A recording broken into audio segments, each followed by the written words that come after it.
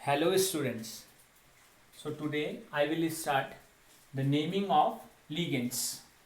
So in IUPAC nomenclature of coordination compound, how we name ligands. So starting with first negative ligands.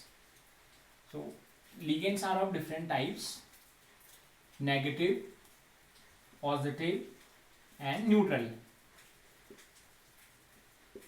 तो सबसे पहले हम negative ligands के बारे में बात करते हैं। नेगेटिव लिगेंड में जैसे आपका F नेगेटिव है, इसका एक्चुअल नेम होता है फ्लोराइड। तो सिंपली हमने जो इसकी स्पेलिंग आपने लिखी है फ्लोराइड, तो इसमें आपका जो लास्ट वर्ड है E, उसको रिप्लेस करके हम उसमें ऐड कर देते हैं O। This is according to the rule of IUPAC। तो नेम इज चेंज टू फ्लोरिडो।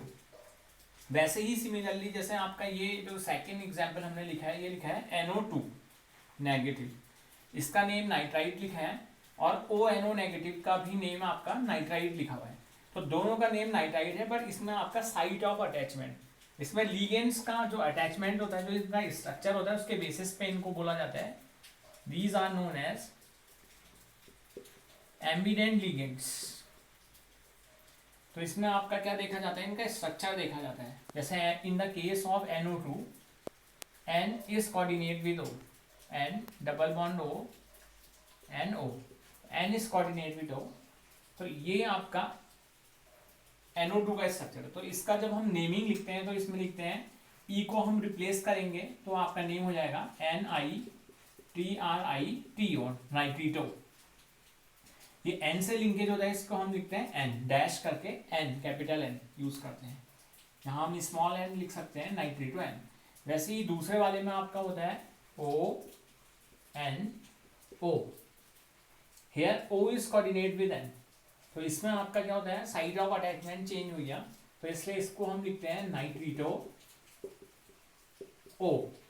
ये डिफरेंस है इन दो लिगेंड्स में। अब अगर हम बात करें इस नेगेटिव लिगेंड की, इसमें फॉर्मूला है COO नेगेटिव, COO नेगेटिव। ये आपका ऑक्जेलिक एसिड से डिराइव हुआ है। तो ऑक्जेलिक एसिड का जो जनरल आपका फॉर्मूला था, पहले हमें वो पता होना चाहिए।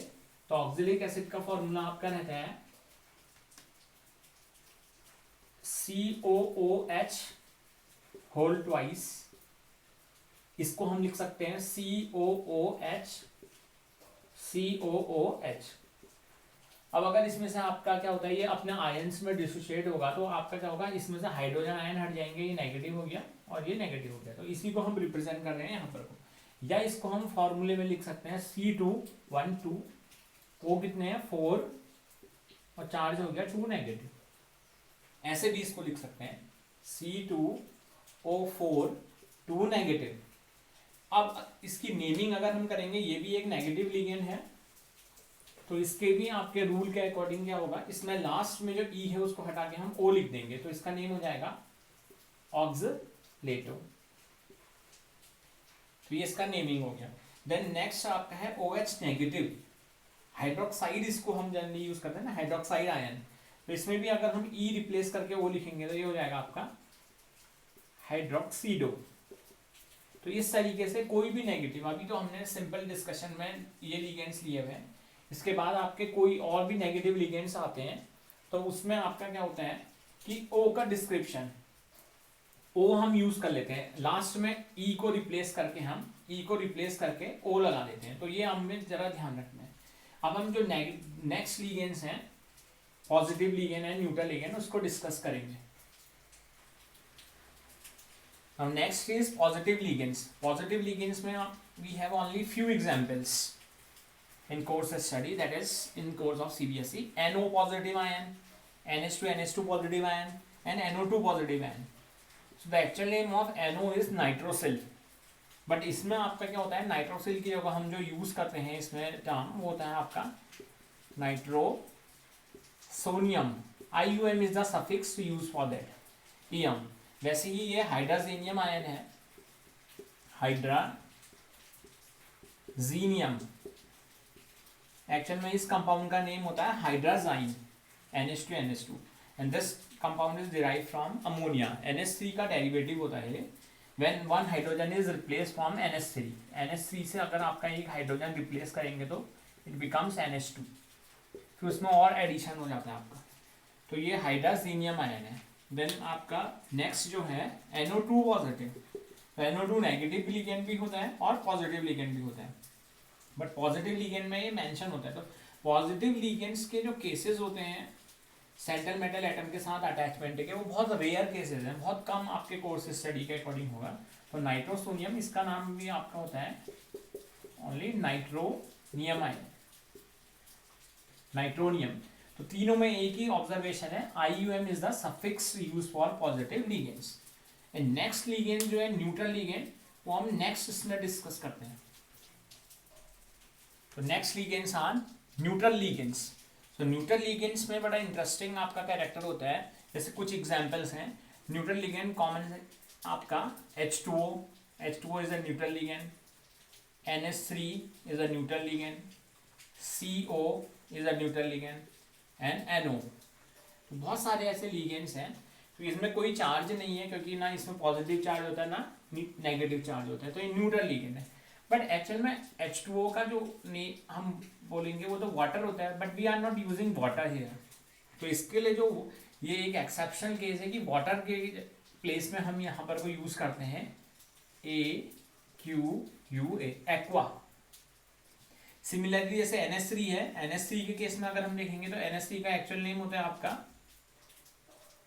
Ammonia, but in IUPAC we are not using ammonia. Ammonia की प्लेस में हम यूज करते हैं AMMINE। तो ये ध्यान रखना है क्योंकि इसकी स्पेलिंग में AMMINE आ रहा है, तो there is a difference between this AMMINE amine and this amine.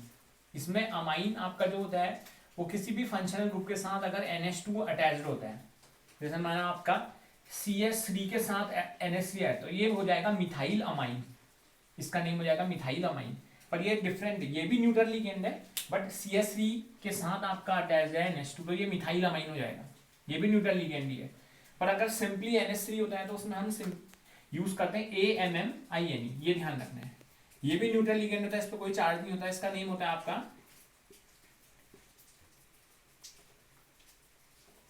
Carbonyl ion. तो कार्बोनिल हो गया ये आपका,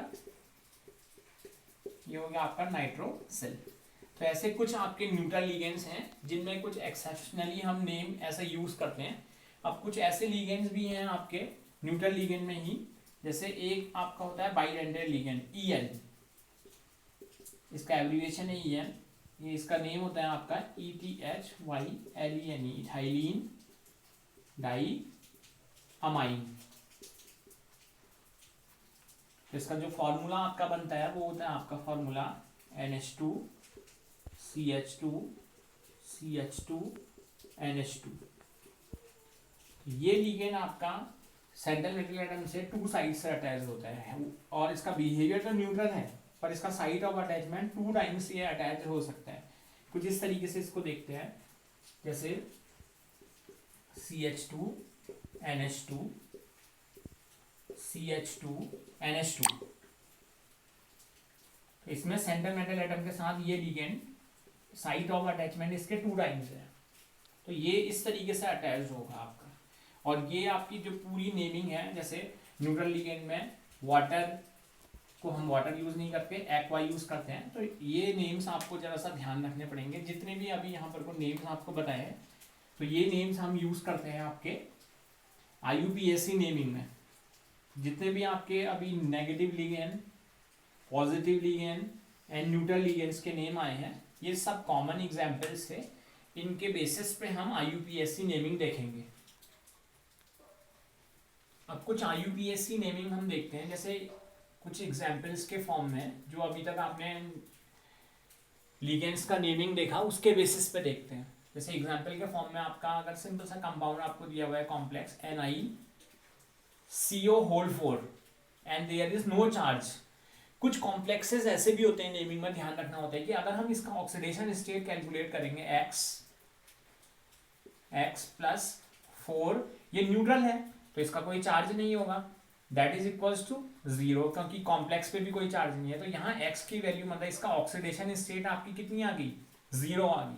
तो हम नेमिंग में इसको कैसे रिप्रेजेंट करेंगे, और ये सिंपल सा एक कॉम्प्लेक्स है जो कल आप प्रीवियस वीडियो में आपको बताया था कि नेमिंग लिखते वक्त अगर सिर्फ ऐसा कॉम्प्लेक्स है तो उसमें नेमिंग लिखते वक्त हम लिखते हैं नेमिंग रूल के अकॉर्डिंग होता है naming of ligand first followed by the name of central metal atom, और इसमें कुछ भी नहीं है।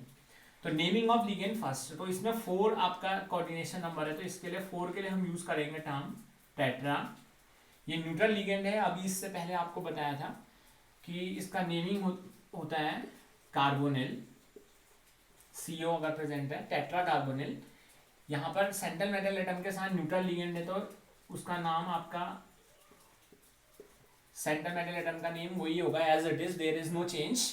तो टेट्रा कार्बोनिल निकल, एंड इसकी ऑक्सीडेशन स्टेट आपकी लिखनी होगी, रोमन में तो कुछ मेंशन नहीं होता है, तो generally we write 0 because it is a neutral ligand. तो न्यूट्रल कॉम्प्लेक्सेस में हम ऐसे रिप्रेजेंट करते हैं नेमिंग।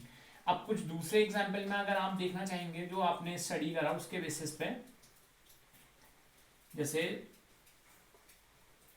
K2ZnOH4। अब ऐसे एग्जाम्पल में in previous video we discussed this, first we write this part and then after this part। तो इसमें आप देखें तो इस वाले पार्ट में नेमिंग करने पे इसको हम पहले लिखते हैं पोटेशियम, फिर नेम आता है नेमिंग ऑफ लिगेंड, फिर सिंपल सा वही रूल अप्लाई होगा पोटेशियम टेट्रा OH। जो नेगेटिव लिगेंड होता है इसका नेम होता है हाइड्रोक्साइड, तो हाइड्रोक्सीडो हो जाएगा,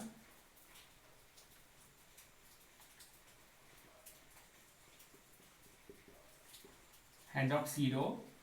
फिर यहाँ आपका हो जाएगा ZINCAT जिंकेट, यहाँ जिंक की जगह जिंकेट यूज होगा क्योंकि ये नेगेटिव लिगेंड आपका सेंट्रल मेटल एटम के साथ अटैच है। तो नेगेटिव लिगेंड जब होता है या किसी भी नेगेटिव एनाइनिक कॉम्प्लेक्स का नेम लिखने पे सेंट्रल मेटल एटम का, जैसे ये भी है इसमें चार्ज नहीं है तो निकिल लिखा, अगर यहाँ कोई चार्ज होता तो यहाँ हम निकिल की जगह निकिलेट लिखते, तो वैसे ही यहाँ जिंकेट लिखेंगे। अब इसकी ऑक्सीडेशन स्टेट जो है वो आपकी कैलकुलेट होके आ रही है 2, तो इसको इजीली कैलकुलेट कर सकते हैं हम K2 और उसके बेसिस पे। ऐसा ही अगर आपको कोई न्यूट्रल लिगेंड का अगर नेमिंग लिखना हो जैसे FeCO5, तो this is very similar to the first one. तो इसमें अगर आपको नेमिंग लिखना है तो आपका नेम हो जाएगा 5। सबसे पहले आप लिखेंगे जो आपका लिगेंड का नेम है उसको, तो 5 के लिए हम क्या यूज करते हैं, जैसे 4 के लिए टेट्रा यूज करा, तो 5 के लिए आपका होगा पेंटा। नेमिंग ऑफ लिगेंड सेम होगा, कार्बोनिल ही रहेगा इस वक्त,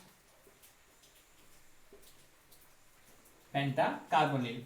Fe को यहाँ हम आयरन ही लिखेंगे क्योंकि आपका कोई चेंज नहीं हुआ है, क्योंकि न्यूट्रल लिगेंड अटैच्ड है और इसकी स्टेट भी आपकी कितनी आई 0। और कुछ जो पॉइंट्स हमें ध्यान रखने होते हैं नेमिंग के लिए, वो भी रूल्स में ही होता है कि सारा नेम जितना भी हमने देखो एक तरीके से लिखा है, तो यहाँ पर जैसा आपको मैं बता रहा हूँ आपको यही ध्यान देना है कि नेम पूरा एक ही लाइन में लिखना होता है, सेपरेशन नहीं करना होता है। सिर्फ ऑक्सीडेशन स्टेट को हम ब्रैकेट्स में लिखते हैं। दूसरा, अगर इस तरीके का कोई कॉम्प्लेक्स आए